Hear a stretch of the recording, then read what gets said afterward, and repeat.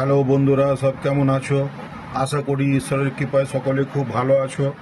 আজকে তোমাদেরকে একটি হোমিওপ্যাথিক মাদার টিনচার ওষুধ সম্পর্কে তোমাদেরকে বলবো।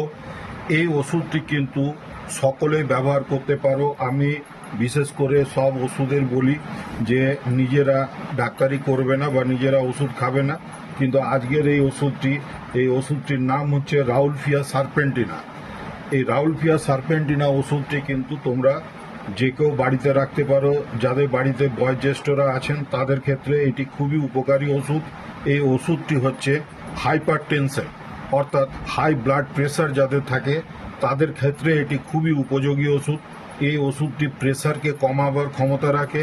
তার সাথে সাথে যাদের ঘুম ঠিক মতন হয় না অর্থাৎ অনিদ্রার দোষ, স্লিপলেসনেস যাদের ক্ষেত্রে হয়, সেই ক্ষেত্রেও কিন্তু এই ওষুধটি খুবই ভালো কাজ করে।